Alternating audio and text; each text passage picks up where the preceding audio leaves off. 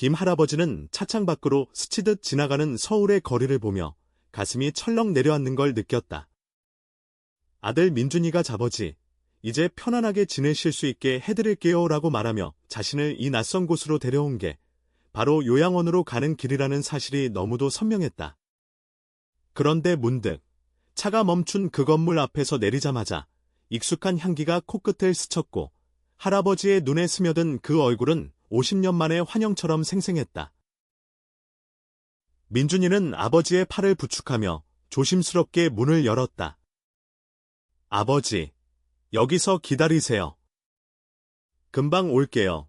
그의 목소리는 평소보다도 부드러웠지만 김 할아버지는 그 안에 숨겨진 떨림을 느꼈다.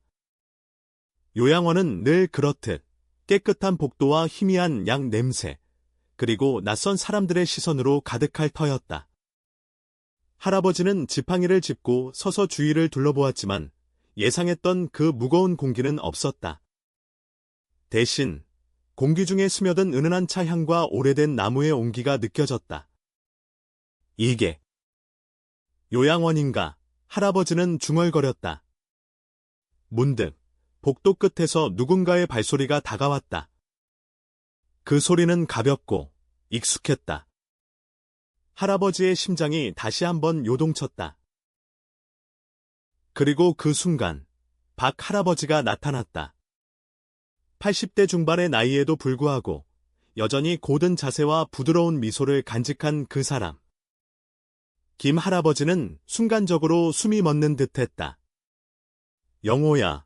입에서 흘러나온 이름은 50년의 세월을 건너뛰어 젊은 시절의 메아리로 올렸다. 박영호 할아버지는 눈을 동그랗게 뜨고 서 있었다. 철민아. 내가 정말로 두 사람의 시선이 마주친 그 순간 세상이 멈춘 듯했다. 민준이는 문가에 서서 조용히 미소 지었다. 이 모든 게 그의 계획이었다. 김철민 할아버지는 젊은 시절 서울의 번화한 거리에서 태어났다. 1950년대 전쟁의 상처가 아직 아물지 않은 그 시대에 그는 조용한 소년으로 자랐다. 가족은 가난했지만 아버지의 작은 서점에서 책 냄새를 맡으며 꿈을 키웠다. 철민은 문학을 사랑했다. 특히 프랑스 소설 속 로맨틱한 사랑 이야기들이 그를 사로잡았다. 하지만 그 사랑은 늘 남자와 남자 사이의 것이 아니었다. 적어도 그는 그렇게 믿었다. 대학에 들어간 1970년대 초, 철민은 서울대 문헌학과에 입학했다. 그곳에서 그는 박영호를 만났다. 영호는 미대생으로 자유로운 영혼의 소유자였다. 긴 머리카락을 바람에 흩날리며 캔버스를 칠하는 그의 모습은 철민에게 처음으로 사랑이라는 단어를 새롭게 정의지었다. 처음 만난 건 캠퍼스 카페였다. 철민은 책을 읽다 커피를 엎지르고 영호가 웃으며 그 책, 나도 좋아해. 빅토르 위고지 라고 말한 게 시작이었다. 그 후로 그들은 매일 만났다. 영호의 작업실에서 철민은 스케치북을 보며 영호의 세계에 빠져들었다. 영호는 철민의 시를 읽으며 내 말 속에 세상이 다 들어있어라고 속삭였다. 그들의 대화는 밤새 이어졌고 손끝이 스치듯 닿을 때마다 가슴이 뜨거워졌다. 하지만 그 시대, 한국 사회는 그런 감정을 용납하지 않았다. 1970년대 군사 독재의 그림자 아래 동성애는 변태라는 낙인으로 치부되었다. 철민은 두려웠다. 영호도 마찬가지였다. 그들은 사랑을 속삭였지만 공개하지 않았다. 어느 가을 밤, 한강변에서 그들은 처음으로 입을 맞췄다. 바람이 잎사귀를 흩날리는 그곳에서 철민은 영호의 어깨에 기대며 우리가 왜 이렇게 태어났을까? 라고 물었다. 영호는 사랑하니까 그게 다야라고 답했다. 하지만 그 행복은 오래가지 않았다. 철민의 가족은 그를 시집을 알아봤고 영호의 부모는 그를 미국 유학으로 보냈다. 작별의 순간 영호는 철민에게 편지를 썼다. 기다릴게. 내가 올 때까지 하지만 전화 한 통, 편지 한 장 없이 세월은 흘렀다. 철민은 결혼했다. 사회의 압력에 못 이겨 평범한 가정주부와의 결혼이었다. 아이를 낳고 직장을 다니며 그는 영호를 마음 깊이 묻었다. 영호에 대한 기억은 꿈속에서만 피어났다. 민준이는 어렸을 때부터 아버지의 비밀을 느꼈다. 철민 할아버지가 가끔 창밖을 보며 한숨 쉬는 모습, 서랍 속에 숨겨진 오래된 편지. 민준 자신도 20대에 자신의 성적 지향을 깨달았다. 그는 게이였다. 하지만 한국 사회의 시선은 여전했다. 직장에서의 차별, 가족의 기대. 민준은 아버지와 대화하지 않았다. 대신 그는 영호 할아버지를 찾았다. 인터넷과 옛 동창회를 통해 영호가 서울 근교의 작은 한옥 마을에서 혼자 사는 걸 알았다. 영호는 결혼하지 않았고 미술 교사로 은퇴한 후 그림을 그리며 지냈다. 민준은 용기를 내 영호를 만났다. 저희 아버지를 다시 만나게 해주세요. 영호의 눈에 눈물이 고였다. 그 애가 아직도 나를... 그날 철민 할아버지가 도착한 한옥은 영호의 집이었다. 요양원이 아니었다. 민준은 모든 걸 세심하게 준비했다. 철민 할아버지는 충격으로 자리에 앉아 떨리는 손으로 영호를 보았다. 왜 이제 와서? 영호는 차를 따르며 말했다. 민준이가 말해줬어. 내가 나를 잊지 않았다는 걸. 대화는 조심스럽게 시작되었다. 50년의 공백을 메우는 건 쉽지 않았다. 철민은 나는 배신자야. 너를 버렸어라고 고백했다. 영호는 고개를 저었다. 아니, 우리는 그 시대의 희생자였어. 하지만 이제 자유로워질 수 있어. 그들의 재회는 주변 사람들을 흔들었다. 민준의 아내, 지은은 처음에 혼란스러워했다. 공개적으로. 이 나이에, 하지만 그녀는 민준의 사랑을 이해했고 지지했다. 이웃 주민들은 소문을 퍼뜨렸다. 저 두 할아버지가 작은 마을에서 그런 이야기는 금세 퍼졌다. 철민은 두려웠다. 또다시 쫓겨날까봐 영호는 이번엔 달라. 우리가 함께라면 니라고 다독였다.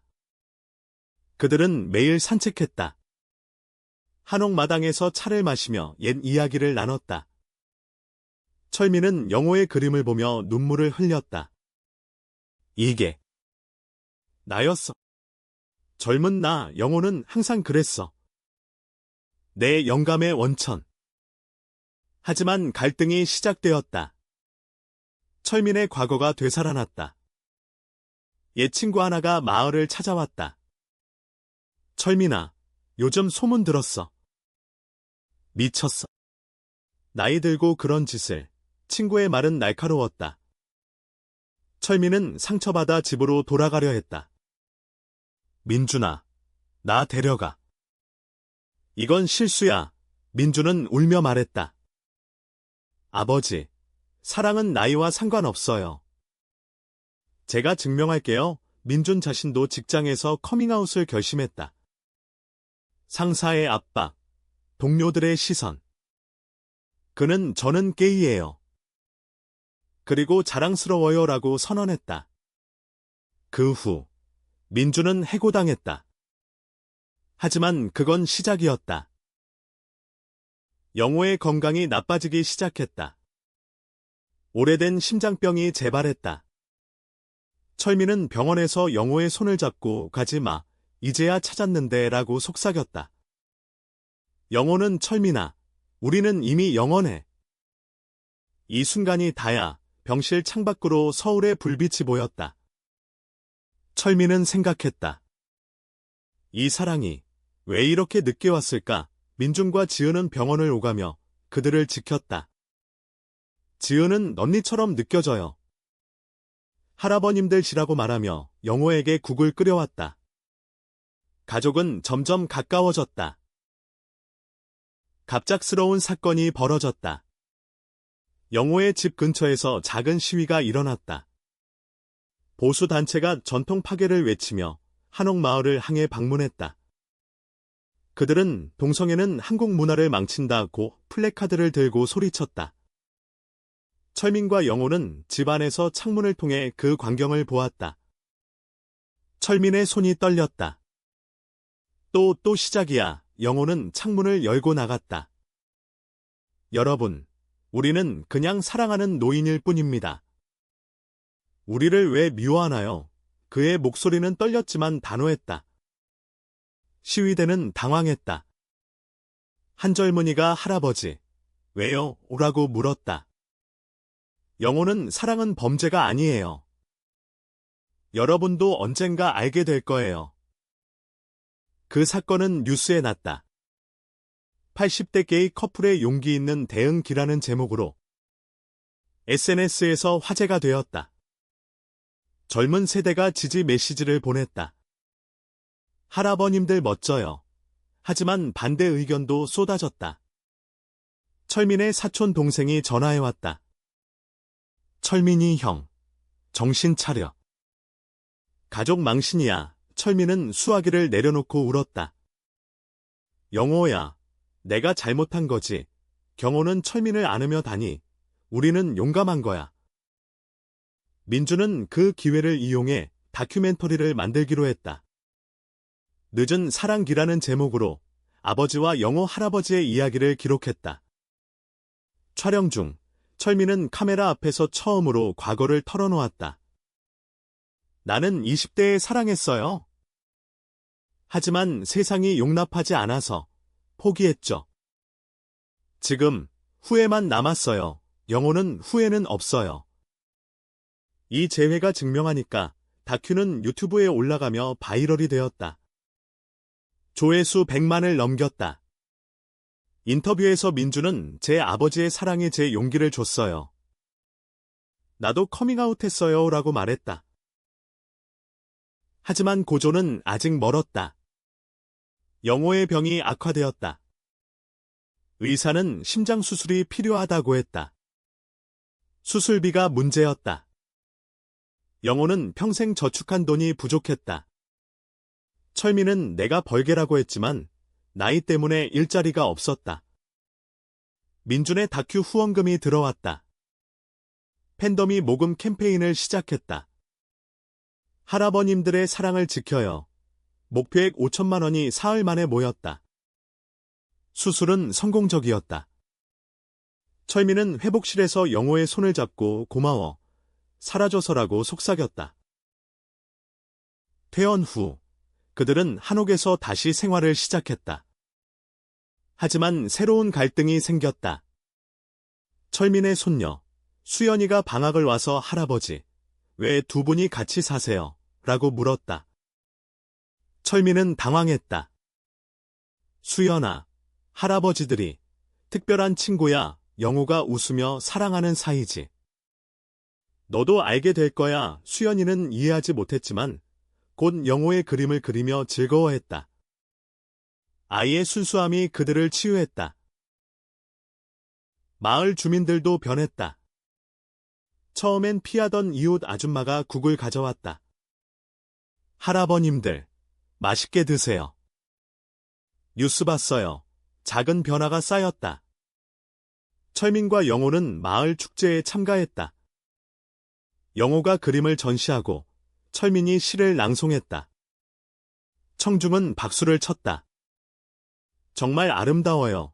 그날 밤, 별이 총총한 하늘 아래 그들은 다시 한강변처럼 손을 잡았다. 이게 우리의 결혼식 같아. 민준의 삶도 바뀌었다. 해고 후 그는 프리랜서로 다큐를 이어갔다. 새로운 직장에서 그는 LGBT+ 커뮤니티를 위한 콘텐츠를 만들었다. 지은은 너 덕분에 나도 강해졌어라고 말했다. 그들은 아이를 낳았고 할아버지들처럼 사랑하게 해줄게라고 약속했다. 하지만 과거의 그림자가 드리웠다. 철민의 예단에 민준의 어머니가 돌아왔다. 철민 씨, 이게 무슨 짓이야? 우리 아들까지. 그녀는 충격받아 병원에 실려갔다. 철민은 병실에서 미안해. 하지만 이게 나야 라고 말했다. 그녀는 눈물을 흘리며 늦었지만 이해할게. 행복해라. 영호의 가족도 나타났다. 미국에서 돌아온 조카가 삼촌, 왜 혼자 사셨어요? 라고 물었다. 영호는 철민을 소개했다. 조카는 놀라지만 곧 사랑스러워요라고 안아주었다. 가족 모임이 열렸다. 한옥마당에서 모두가 모여 바비큐를 했다. 웃음소리가 퍼졌다. 철민은 디게 꿈인가? 라고 중얼거렸다. 영호가 현실이야. 우리 현실. 갑자기 큰 위기가 왔다. 보수 언론이 다큐를 공격했다. 도덕 타락 조장기라는 기사로 트롤들이 온라인에서 욕설을 퍼부었다. 철민은 또 시작이야. 포기할까? 영호는 아니. 싸워야 해. 그들은 기자회견을 열었다. 우리는 그냥 사랑해요. 한국 사회가 우리를 받아들여 주길 바래요. 회견은 생중계되었다. 청와대까지 관심을 보였다.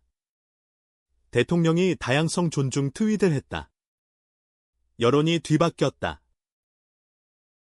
수술 후유증으로 영호가 쓰러졌다. 철민은 119를 불렀다. 병원에서 의사가 기번엔 위험해요라고 했다. 철민은 기도했다. 하나님, 왜 우리를 벌해주나요? 민주는 병실 밖에서 울었다. 수연이가 경호 할아버지, 일어나세요. 그림 그려주세요라고 그림을 그렸다. 기적이 일어났다. 영호가 깨어났다. 철민아. 미안. 철민은 사랑해. 영원히. 회복 기간. 그들은 여행을 갔다. 제주도로. 푸른 바다 앞에서 사진을 찍었다. 이게 우리 허니문. 젊은 커플들이 인사했다. 팬이에요. 세대 간 연결이 생겼다.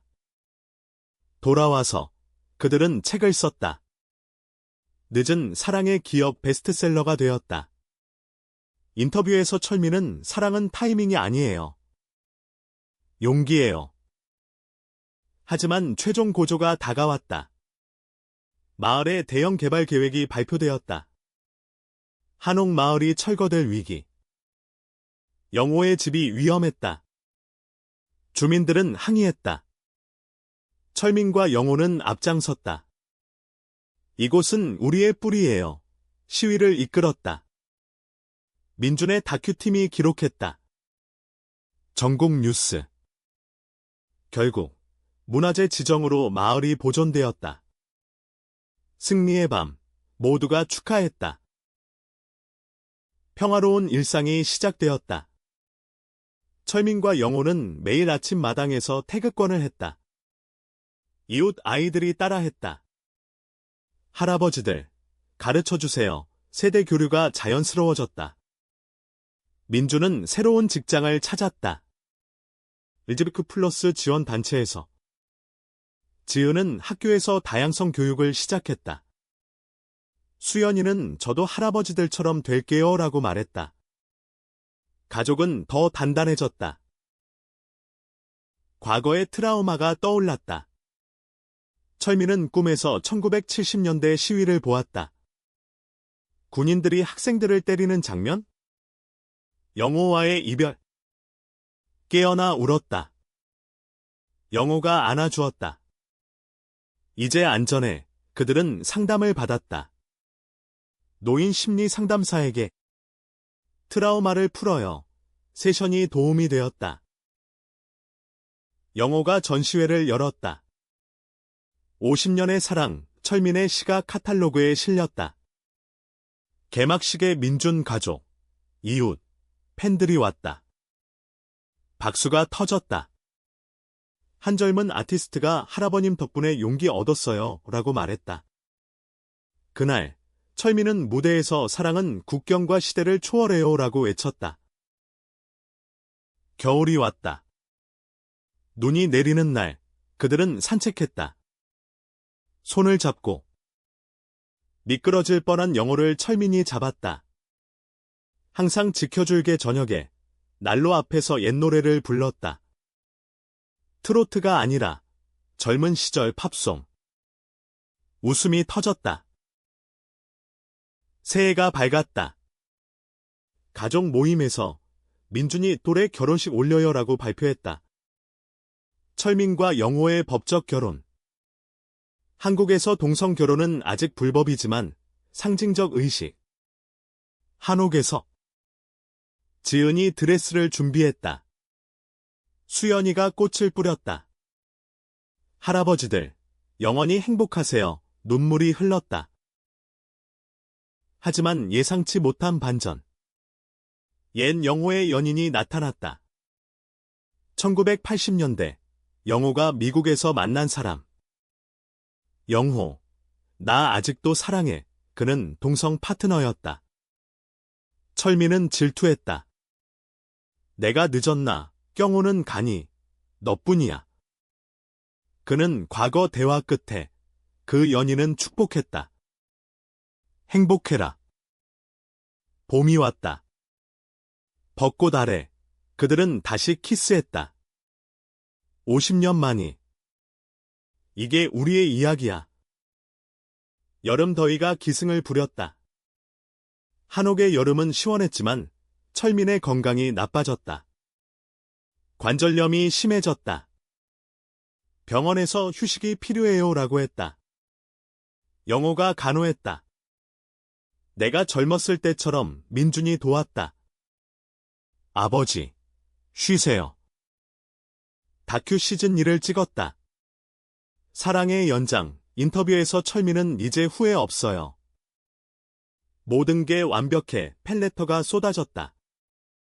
한 10대 소년이 커밍아웃할 용기 얻었어요. 라고 썼다. 갈등 재점화. 보수 정치인이 노인 동성애 홍보 금지 법안을 발의했다. 언론이 달려들었다. 철민과 영호는 TV 토론에 나갔다. 사랑을 왜 막나요? 청중이 박수쳤다. 법안은 부결되었다. 승리. 가을 단풍이 아름다웠다. 그들은 등산했다. 천천히. 정상에서 사랑해라고 속삭였다. 사진 찍어 가족 앨범에. 민준의 아이가 태어났다. 철민이라고 이름 지었다. 철민이 안고 내 사랑처럼 자라라. 겨울 크리스마스. 트리를 장식했다. 선물로 영호가 철민에게 반지를 줬다. 영원히. 새해, 새로운 도전. 학교에서 강연. 사랑의 다양성, 아이들이 질문했다. 할아버지, 사랑은 어떻게 느껴져요? 가슴이 따뜻해져. 봄, 영호의 85세 생일, 파티 열었다. 가족, 친구들. 케이크 불을 끄며 소원 빌었다. 철민과 함께. 여름 휴가. 바다로. 수영 안 하고 모래성 쌓았다. 웃음소리. 가을, 책 2권. 사랑의 여정, 서점 사인회. 팬들 줄 섰다. 겨울, 눈사람 만들었다. 우리처럼. 민준의 커리어 성공. 상 받았다. 할아버지들 덕분. 반전. 철민의 비밀 일기 발견. 젊은 시절 영호에게 못 보낸 편지. 영호 읽고 울었다. 고마워. 평화. 하지만 건강 문제. 철민 2번. 영호가 매일 방문. 가지마. 퇴원 후. 재활. 서로 의지. 여름 축제. 춤췄다. 젊은이들과 가을, 여행, 부산, 시장 구경, 해산물 먹었다. 겨울, 명절, 송편 빚었다. 가족 모임, 새해, 결해, 더 사랑하자. 봄, 꽃 구경, 아름다워. 민준의 다큐 영화화, 시상식, 최우수 다큐, 여름, 캠핑, 별봤다. 갈등, 건강 악화, 영어 수술, 철민 기도, 회복, 강해졌어. 가을, 전시회, 성공. 겨울, 로맨틱 디너, 첫 데이트처럼. 새해, 축하. 봄, 산책, 영원한 약속. 여름, 바다, 행복. 최종, 90세 생일, 모두 모여. 사랑해. 그들의 사랑은 영원했다. 한국 사회의 변화 속에서 그들은 선구자였다. 끝.